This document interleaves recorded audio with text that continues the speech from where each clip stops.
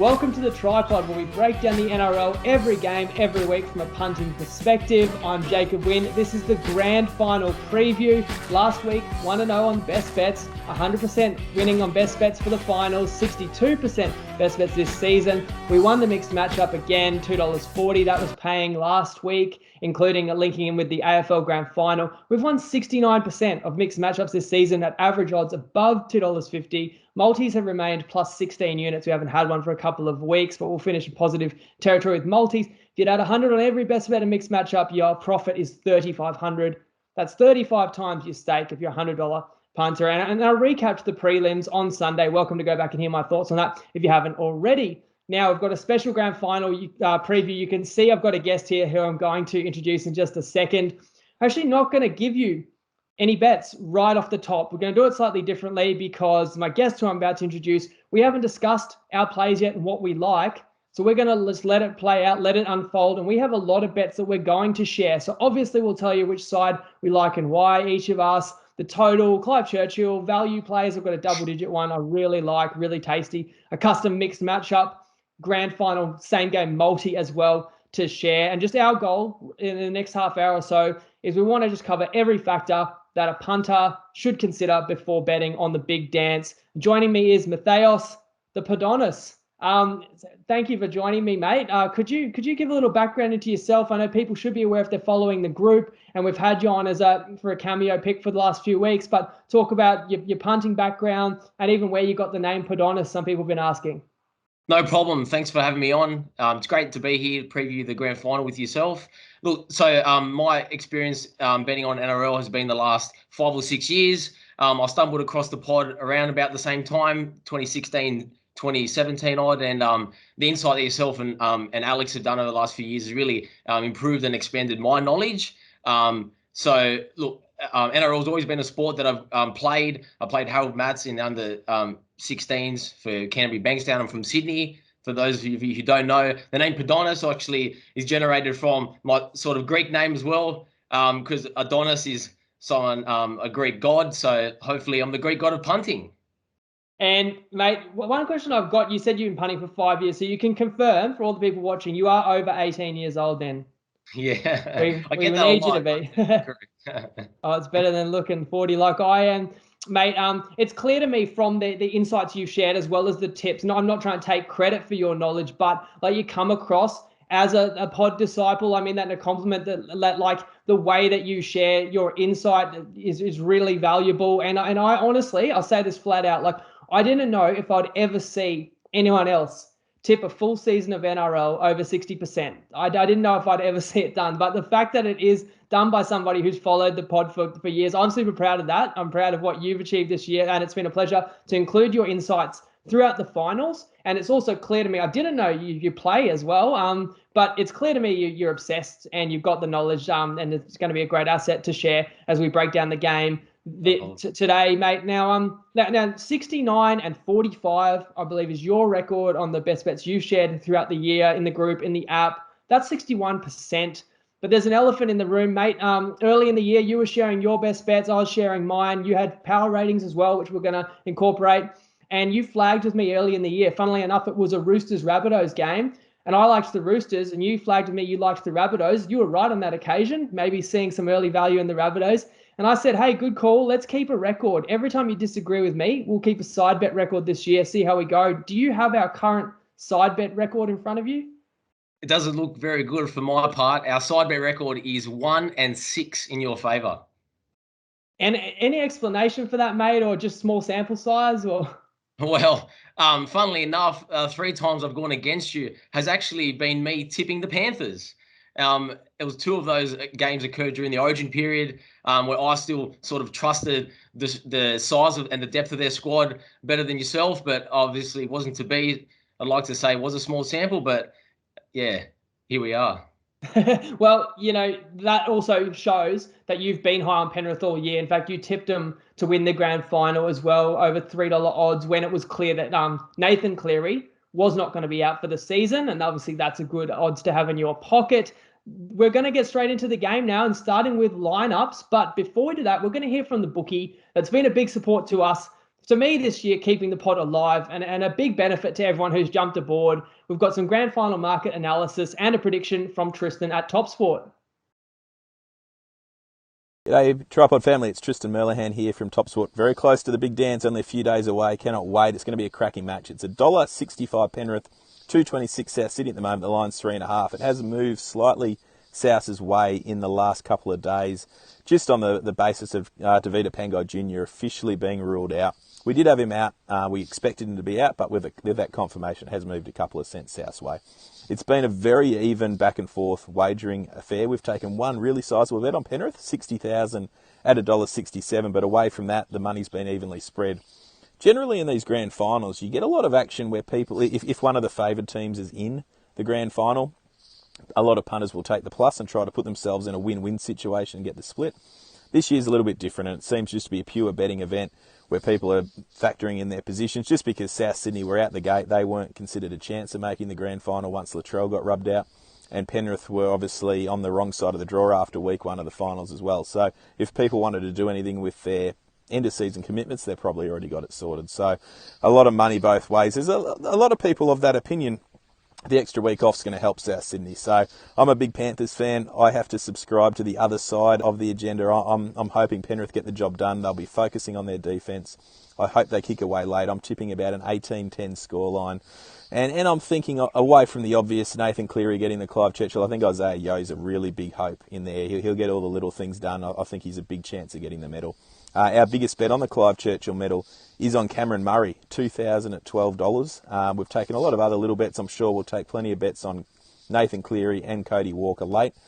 We have taken 500 on Damien Cook at 71 early in the season, earlier in the final series. So that one will be an awkward little watch as we get throughout the game.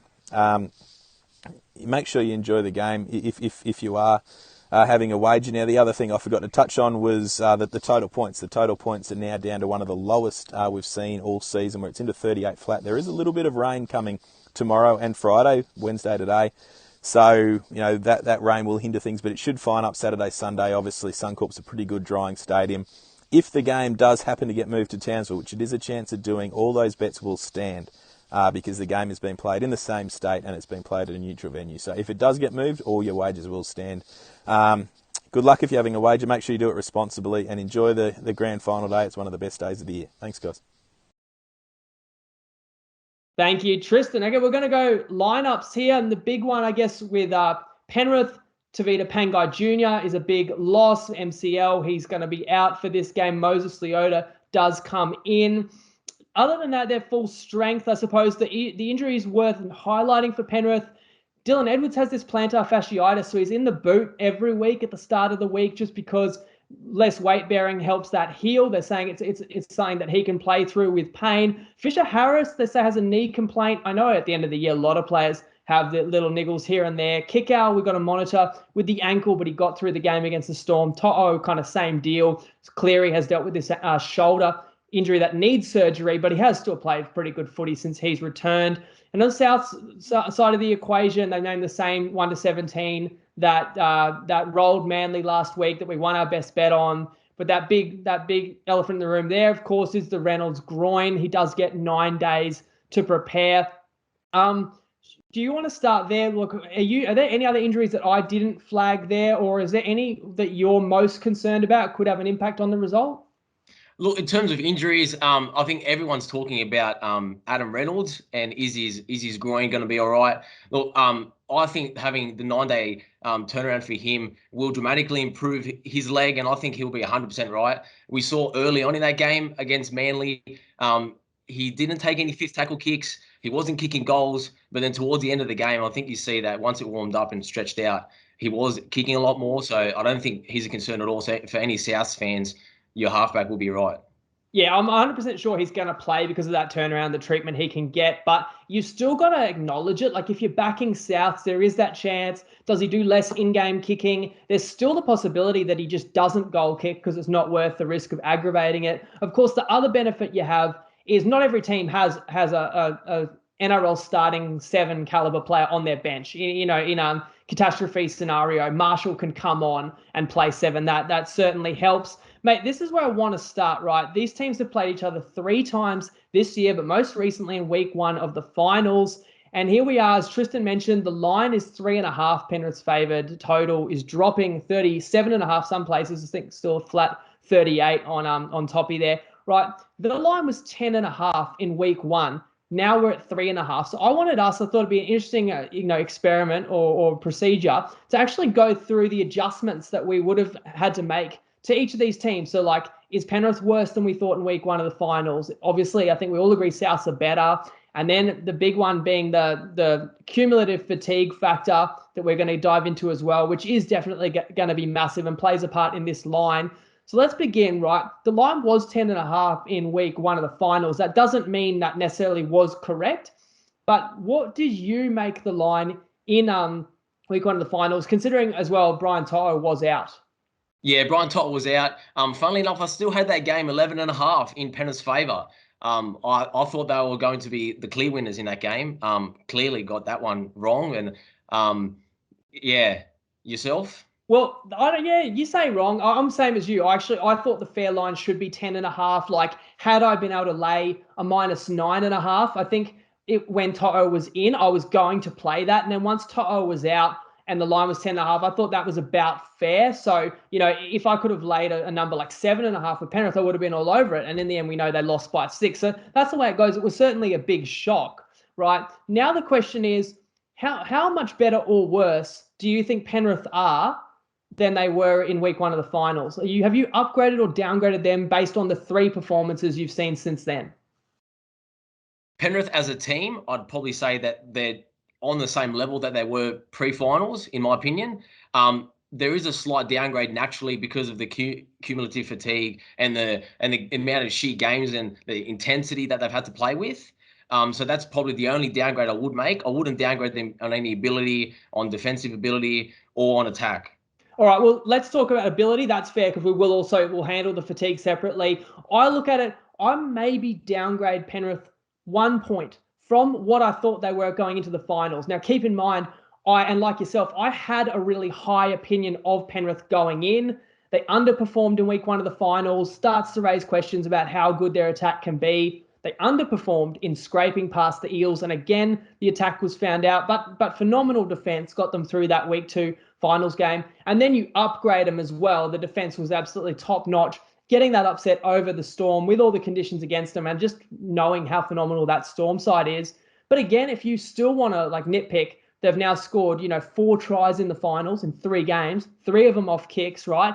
And you do lose to Vita Pangai Jr. And I thought he really was a big impact. But of course, Toto's back, returned in week 2 of the finals. Dylan Edwards wasn't in the team in week 1 of the finals either. So I said downgrades Penrith maybe 1 point, but maybe it's fair to say Penrith's they are who we thought they were coming into the finals. I think the defense is better, even better than what we thought, but the attack maybe not as good. Now, I'm sure you're going to agree with me. We upgrade Souths, but how much have you upgraded Souths and how good do you think of their ability since week 1 of the finals? Well, part of that week 1 finals rating was based on South were unproven against Melbourne and Penrith against the so-called Big 2.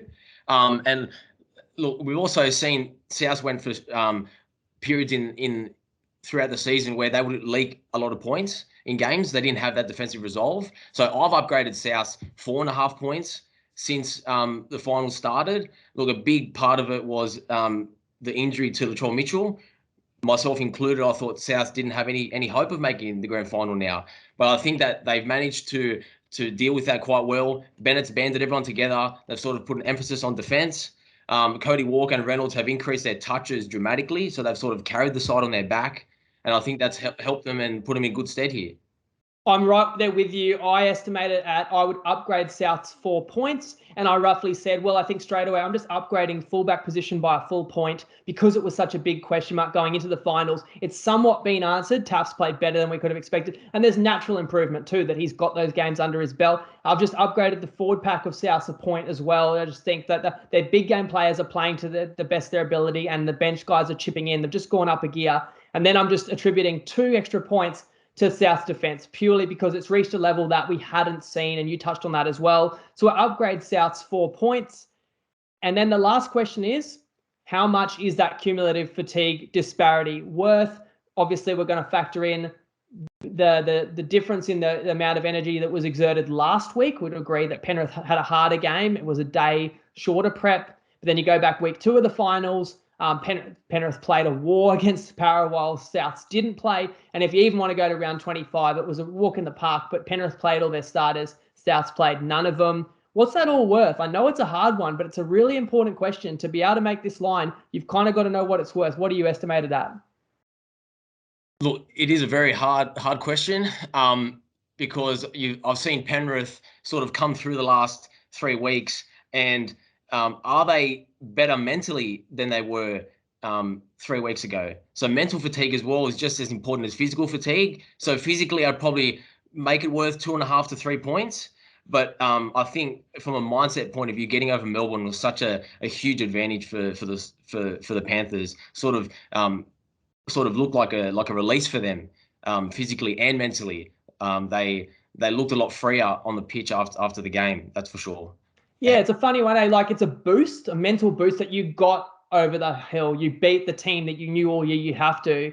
But then you say, like, what have you spent? All that time you were thinking about it, and sometimes you have that relief of that huge performance, and it's like you've played your grand final. So I think that's debatable as well, like whether or not the fact that they overcame their arch nemesis and they got their revenge, like, does it serve them well this week or not? But the truth is just the miles, and we all know war of attrition, I say all the time, especially late in the NRL. It's all added up. It's why I think Penrith have a few more players a little bit more busted and bruised as well. And I agree. I thought last week alone, tougher match, I thought was worth 1 or 1.5 points advantage to Souths. And then I'm going to also go back to week 2, and I'm going to say we're playing in a war versus no match at all is worth 1 or 1.5 to Souths, even though it's 2 weeks ago now. It all adds up. So I said net advantage Souths in terms of freshness, 2.5 points. So when I add it up, I go week 1 of the finals. I thought the line should have been 10.5.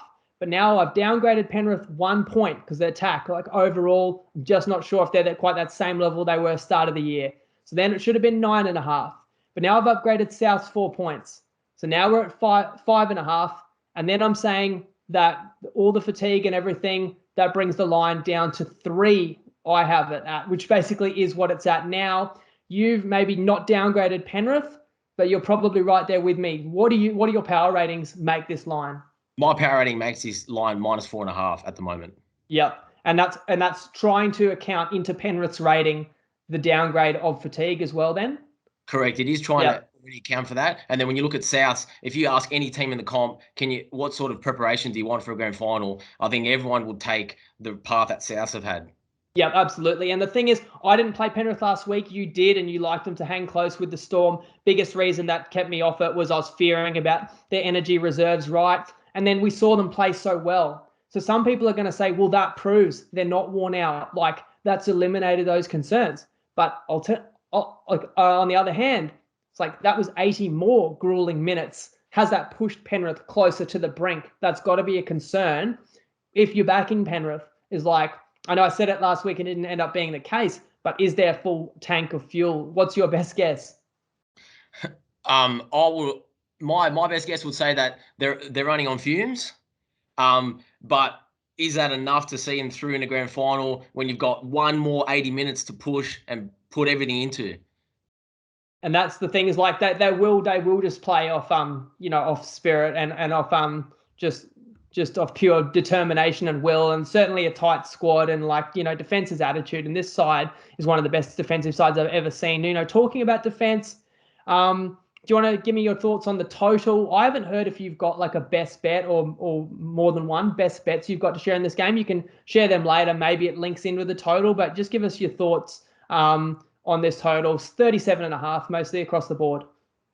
Given what we've seen so far in the season, 37.5 seems quite low on paper, and even past finals matches last year as well. But I would say that it's probably fair, given what we've seen with the Panthers defensively. They've gone to another level. Defense can always keep them in games. And I think the start in this game, the first 20, 25 minutes will be crucial into determining the outcome, both total and match result. if Penrith get on the front foot like they did against Melbourne early, then that'll sort of bring them into the game a bit more. The tiredness will sort of eradicate. And then South will have to maybe come out of their shell and they have to play more expansively. So I think the total's fair. What about you? Yeah, I can't play the over. I know that just because the type of game I'm expecting. And this total is even lower than what there was in Origin games. And I'm expecting an Origin style match. And I will say I think a lower scoring game suits Penrith. And we've seen all three of their finals games have been lower scoring. And I say that because I think a more open game, South's spine players, who are the players that touch the ball more, are probably more scary runners, and just generally a more open game means more opportunities to run for you guys like Cody Walker, Damien Cook. So I like under on the, I would actually say for punting advice, I wouldn't be backing anybody anytime try scorer. I don't think there'll be necessarily that many tries. You're going to see some players, the odds are going to look a little bit more juicy. It's for a reason that there's expected to be less tries in this game, so there's kind of less value in those ones. Last couple of weeks as well, we've had a couple of finals games finish 8-6 and 10-6. And those games have been described by everybody as a couple of the best finals in recent history. So I don't think there's any referee agenda that they've got to open the game up. I think, everyone loves a tight contest.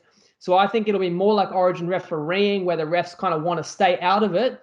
I don't have a best bet on the total, but I'm going to share a bonus tip anyway because I was close. Maybe not best bet level confidence because, as you said, it's like the lowest total of the year. But consider this. I would play the under 18.5 in the first half on Ladbrokes and Neds. Some bookies have gone down to 17.5. That's $1.87. And again, that's if you want a play as well at like kind of 50-50 odds or something to consider for your same game multis. So what do you reckon about that? Not a bad bet. There's always it's always tighter in the first half, as we said, and second half can open up. And if Penrith do have that fatigue and the fuel tank does empty, then the second half is when we'll see the points. So the first half's definitely the way to play the under if you like it. I agree. And I also agree what you said before about how the start for Penrith is so crucial. I got a stat on that to share as well. But when we look at a big matchup, I always look at the prior matchups and see what we can learn. These sides have played 3 times this year. Can you let me know your 1 or 2 biggest takeaways, something that you learned about this matchup from what you've seen in the prior clashes? So the first clash, as we know, it was a complete downhill performance from the Panthers. So I'm not really taking away too much because early in the season, South sort of hadn't even hit their stride yet. But look at the last 2 games, the one at Suncorp Stadium, round 2022, I think it was, and then the first week of the finals in Townsville. I think the biggest takeaway for me in that game was how Penrith controlled the ruck. And that's what we didn't see in week 1 of the finals. And that's what sort of culminated in them losing. So that's another key matchup and something to look out for. Yeah, I agree. Kind of throw out the Dubbo clash. Penrith put 56 on Souths, but Souths were nowhere near the finished product. And to be told, Penrith were absolutely flying at the time. You look at how Penrith was able to beat Souths later in the season. I agree. Like that absolute intensity and physicality. I think it was round 22. And now I just wonder who will be the more physical, the more fierce, and have more energy in this game. I do think there is a scenario where Souths could just overpower them, and especially in the second half. And that's the biggest reason why I can't play Penrith. We'll get to who you like on the side, but I won't be playing Penrith because I just think there is that possibility that we do see in games. And you go back to the 2015 grand final, which I referred to a little bit in the recap, because I actually said that I was getting 2015 vibes out of Penrith when they lost to Souths in week 1 of the finals, that they reminded me of that Cowboys team. And that's the last time a team lost in week 1 of the finals, but then still made the grand final. And in fact, as we know, the Cowboys won. And I remember that was the first year we did the pod. We did tip Cowboys $7 to win the comp. But I remember trying to handicap that grand final. And it was clear to me, okay, Brisbane's had the easier path. Brisbane got to stay in Brisbane. They got the bye. They won their prelim. Roosters got a bit rattled that year, and Brisbane won comfortably, whereas Cowboys had to go the long way around. But what I also knew in 2015 was it's clear to me the Cowboys are the better team. They have the higher ability. And this year, there's a lot of parallels with that. We all know Souths have had, the easier path, but we probably all agree Penrith's got the greater ability. Also, another parallel there being Wayne Bennett is coaching that team in 2015 that got the easier pathway and is again here. So that's where I'm at with this game, and that's why I kind of feel like the line is about right. Why don't you tell us which side are you leaning, or does it play into a best bet that you've got? So, spoiler alert now, I actually haven't got a best bet in this game.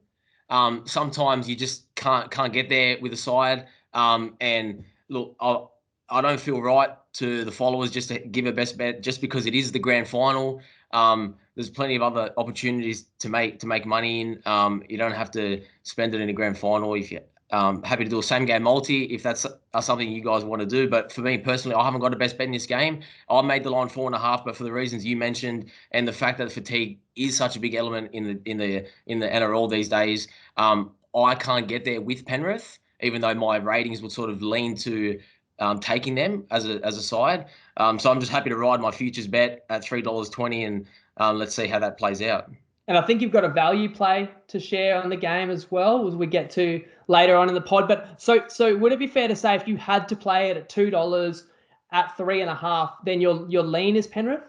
Yes, it would be, yeah. Yeah, and on my lean is actually South for those reasons that I stated. But then people might ask, well, why not take South as a best bet plus 3.5? And so I've got my reservations with South, one being that slight risk with Adam Reynolds that, if he's not 100%, because I think end of sets is so crucial, his kicking game and his conversions, there could be a big disparity there if he's not taking the conversions for South compared to Cleary, knocks him over for fun. I think a guy like Damien Cook and Cody Walker to a lesser extent, they're less effective in tight style matches. These guys are the highlight reel type players that look awesome, and when we think of them at their best, it's in games that are more open. And even in the prelim, that game was open and free-flowing footy, and they did a number on Manly. But I just think this game's going to be more similar to the previous Penrith games. Now, that's not to say these guys can't still be good. Walker was fantastic in week 1 of the finals. And South's won a grinding style match. But I don't necessarily see guys like that dominating. And if I look across the park, kind of put the spines aside, because both sides have awesome spines. And I want to ask you, if you see any big edge in the personnel groupings, but I see game breakers outside of the spine in To'o, Crichton, Burton, Kickow, Martin, but I think can change a game outside of the spine and outside of the best defense in the comp. So I'm kind of thinking the bookies have got the line about right, and if I have to pick a winner, I'm picking Penrith, but if I have to lean with the start, then I'm going, I have to go South Sydney, because there is that possibility that they're just going to be just so much more energetic. Why don't you tell us, if you kind of, when you match these sides up, we look at outside backs, spine, forwards, coaching, wherever you like, do you see a big edge across any of these units? It's quite tight. The biggest edge in the game for me would be Penrith's edge in the outside backs versus South's outside backs. So as you mentioned, Crichton and To'o, their ability to make yards on kick returns is something quite formidable for the Panthers. And when you look at Souths, they're a lot, I wouldn't say weaker, but physically they're not as strong. So I think a big edge in this game is Cleary's kicking game. If he can get Penrith's aggression early in defence and pin South's back, will their back three make as many yards as Penrith's back three?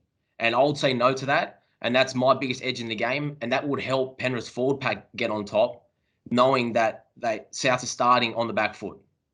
And on that note, so with you being leaning Penrith's way, well, let's give a tip for the Clive Churchill as well. Who do you like? You can talk about where do you see value? And value doesn't have to be long odds, but where do you see the value in that? So I think everyone's tip would be Nathan Cleary if Penrith win and Cody Walker if Souths win. I'm happy to steer away from those because generally the sides that the public sort of bet on are the ones that offer little value. I'd probably say that if you like Penrith, Isaiah Yeo is probably a good pick at $13 there. I think he's really critical to what the Panthers do and their success in this game. I think we've seen in week 1 and 2 of the finals, he played a really simplified game plan. He didn't really have all those same nuances that he normally does in attack, where he draws in defenders and he can pass 2 out the back. So I think against Melbourne, we saw a completely different game from him, where he sort of avoided the early ruck battle against the Storm, where Penrith shifted the ball a lot quite early, and that sort of helped them later on, where we saw Coruscant being able to get out of dummy half late in that game and dominate the ruck. So I think that's a big factor that helps Yo. And if you can do the same thing against Souths, that'll really bring Luai into the game as well, and it'll bring Coruscant into the game late, and he'd be my pick. I think that's a really good pick. I think I've seen Yo around the $13 mark. Tristan actually shared him as his pick as well, outside of Cleary, and it can easily go to Cleary. If I draw the parallel back to 2015, I don't even think Thurston was best on ground, but he just got it because he was the Cowboys. And I think you could Thurston was about the $4 mark, which was actually great odds back then because it was a lot more likely that Thurston would get it in a Cowboys win. But everything runs through Cleary, but I'm actually with you with Yo. But I'm going to talk a bit more about Clive Churchill because that actually links in with my mixed matchup. Before we get to your value play, was there any other, if you've got notes, or is there any other factors that we haven't kind of touched on that you think is important in the outcome of this game? Yeah, I think a factor in this game is just the personality and the swagger that Penrith sort of might or used to have at the start of the season, where they were accused by everyone as being arrogant.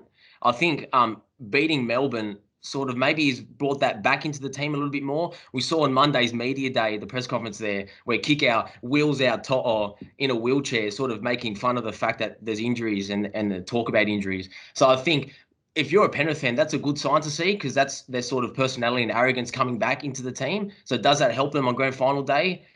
Maybe, but they couldn't have rediscovered it at a better time. And I'll throw a counter factor to that. I think the pressure factor, I do think pressure, Penrith. I said before this season that for Souths, they'd lost in 3 straight prelims. Like an achievement for Souths this year would be to make the grand final. And look, they have.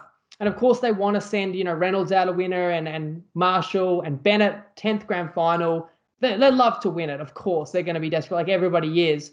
Whereas for Penrith, I actually think it's somewhat failure if they don't win, because it's like Ivan Cleary will be either first or second, maybe second all-time matches coached without a grand final win, and the team that's gotten to the precipice but failed. So I think there's a little bit more maybe confidence in the South squad that they're here to win it. And Bennett loves playing up that underdog, role there. And we've seen him pull some upsets, including what he did with Queensland last year. Whereas for Penrith, I think pressure on. Would you agree with that? I think you hit the nail on the head there. I think Penrith can be accused of playing within themselves over the final series. That probably is a big indicator that the pressure is there and they all feel it. And then the one game where the pressure kind of wasn't on because they were a big underdog, they had their best performance last week.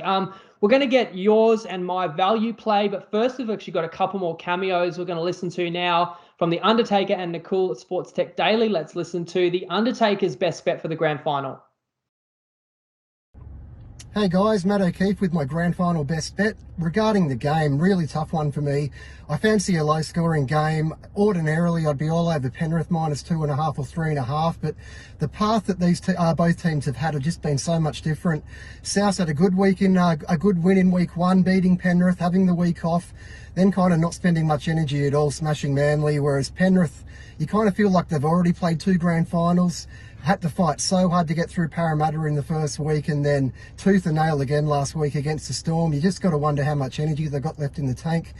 My best bet, because I'm a bit of a coward and can't pick a side, I'm just going to go South Sydney team total, 11 to 20 points, $2.32 on Top Sport with the top up button. Yeah, again, I can't really pick a side, but I feel pretty good about South getting between 11 to 20 points. Again, Penrith haven't conceded more than 16 points with Cleary in the team. I do fancy they can get over 10 though, so at $2.32, I think that's a likely landing spot for South's team total. Good luck. Thank you, Matty O'Keefe, who also does NFL plays for us and had a winning week on his NFL props. He shares that on Saturday. Prop Me Up on the Facebook page, Tripod Facebook page. Now, he won his best bet last week. He was actually on the same play as you, Mathias.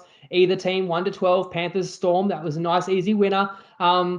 And I thought he was leaning towards the same type of bet this week when he said he didn't really have an inclination either way. He's actually gone South's team total 11 to 20. It's a funny one. I feel like you don't play that unless you've got confidence in South. They've got to have a bit of success to get over 11 points.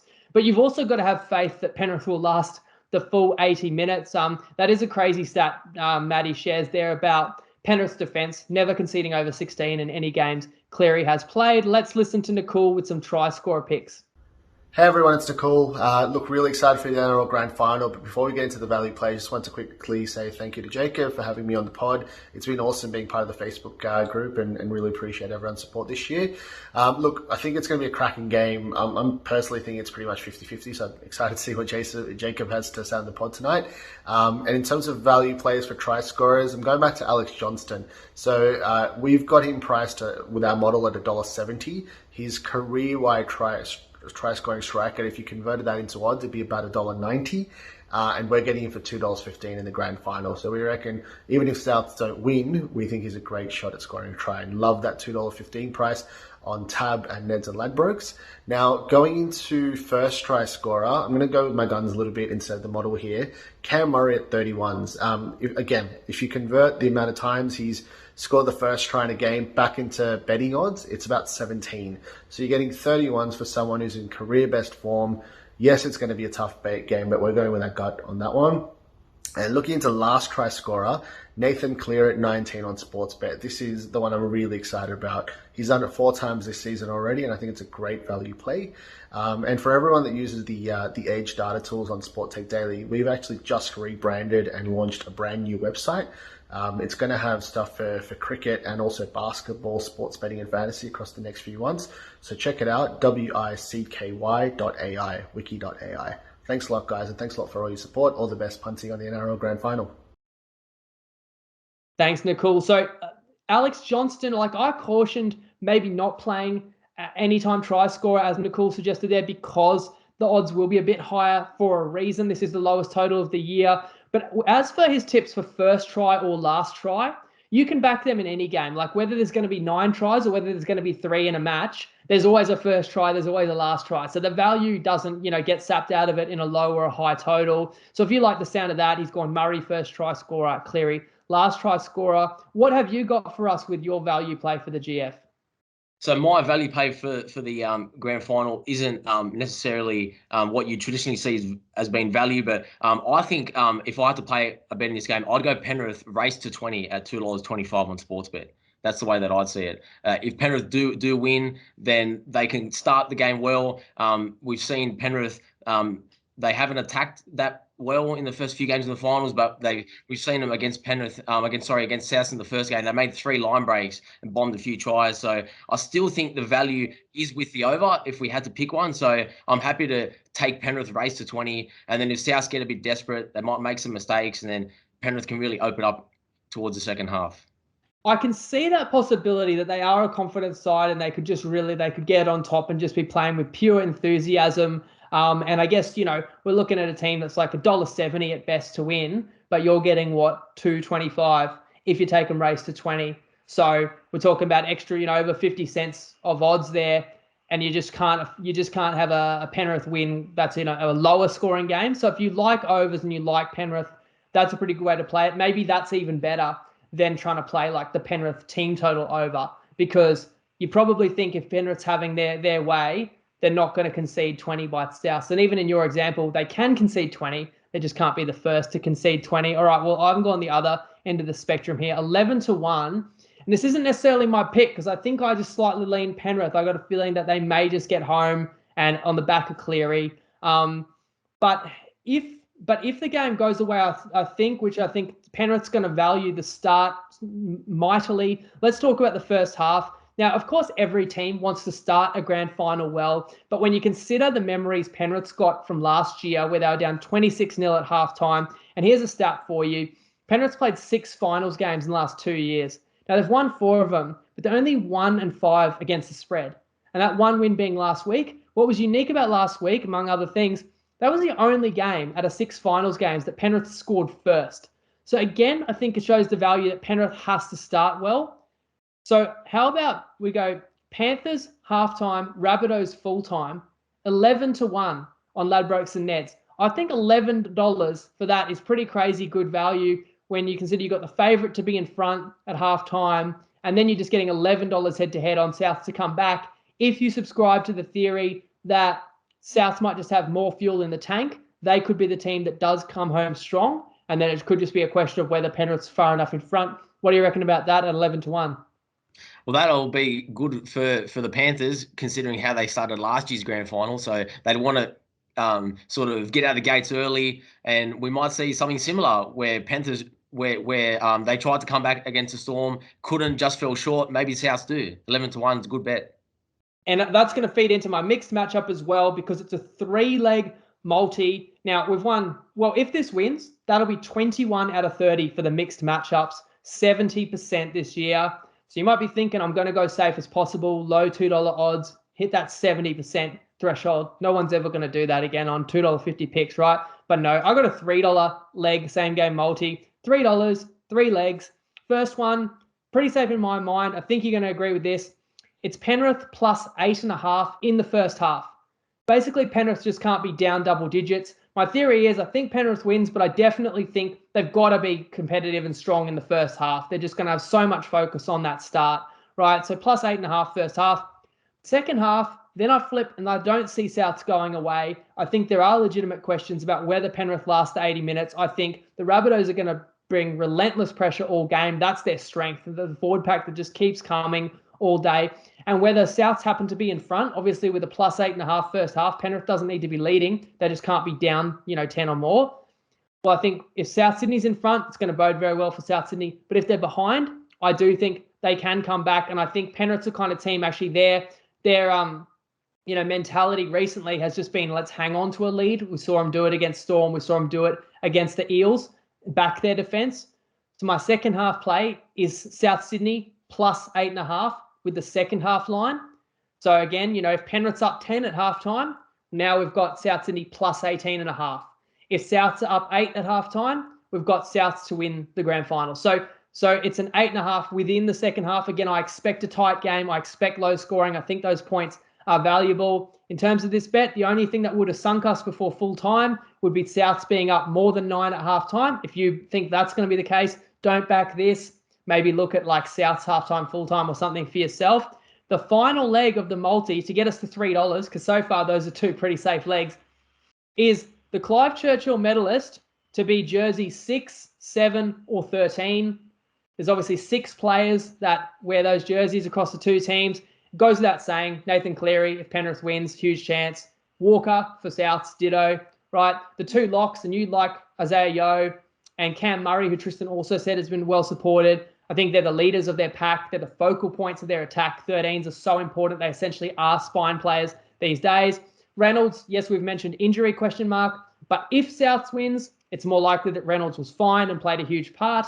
And then the other guy you might say you might not really envision Luai, but you touched on Luai. He could get freed up in this game. He's still a guy with the talent. He got picked for Origin this year. It's his second grand final, second finals campaign. He's got this awesome connection with Cleary, but also the men outside him are deadly. Kick out, Burton, To'o, right? And I can just see a game plan where Souths do everything to key in on Nathan and prioritize numbering up on Nathan's side, which could be a bit like daring Luai. Can Luai beat us? Because they'd rather the game be in his hands than Nathan's hands. And Luai being a confidence player, that if he does a couple of things really well, has some moments, he could really feed off that. So I actually think it's a chance. Now, if any other jersey number wins it, we're going to lose this bet. But I feel okay about that because it's like Taff. He's the least experienced player that's ever played the grand final, fullback for Rabbits. He could have a good game. I don't see him winning the medal. Edwards is like Mr. Consistency, often very good, but rarely the best on ground. Of course, if a prop or a second rower wins this, then, that would axe our bet. But again, I think the 13s are the clear leaders. And the other guys who people might question, well, what about the 9s? So I already made the case why I think Cook could be a little bit stifled in this game by the Penrith defence and by a tight ruck and by potentially a short 10 metres and a little bit more let go in the ruck by the referee. And I think Coruscant could be huge. I think Penrith could win the game and Coruscant could have a whale of a game. And this is where I'm going to get a tiny bit political, where it's like it's a voted award. Are they going to give it to the guy that smuggled a woman into Origin camp and then got sent home in shame and broke COVID protocol? I think if it's close, they look elsewhere. So I wouldn't back Coruscant on the fact that he's had a controversy this year. It genuinely does factor in. We've seen before the best on ground doesn't necessarily get the vote if it doesn't, meet their agenda or their narrative necessarily. So How do you like the sound of that mixed matchup to finish the year, mate? Have I done you proud with those 30 mixed matchups we've had this season? They've been phenomenal, and thanks to Top Sport. But I think, as you said, Cook or Coruscant would be the two threats to that. The game plans that we see, they sort of probably take those guys out of the game. And if one of those guys win it, then their team probably wins 15 plus anyway. So that probably cancels out with the two first half and second half starts there. So I like it. I'll be on it.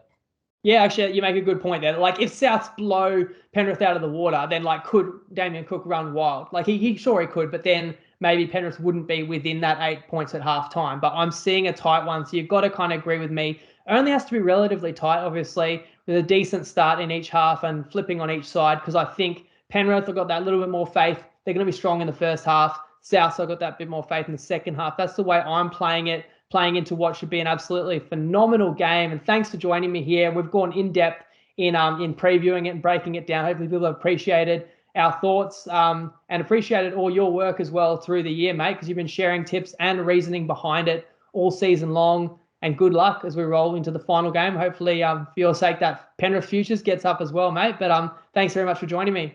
No problem. Thanks, everyone. Enjoy the final. Cheers, mate. And last thing I'll say, guys, is, good luck. Let us know. Please share your feedback in the comments. I'll still do a recap at this stage. I'm looking at doing a live recap straight after the grand final, instant reaction to it, and see how our bets have gone. But the racing is all up and about with the Spring Carnival. We've got a racing preview show that debuted on Friday last week. Jason Campbell, Benny Scarf. So that's 5 p.m. Fridays on the Facebook page, Tripod Facebook page. And NFL show Saturday, 2:30 p.m. Is the props show. And 4 p.m. Sunday is Netty Given Sunday with a unique look at bringing the NFL to life with some bets as well. Whatever you're backing this weekend, do it responsibly. And as always, Lego.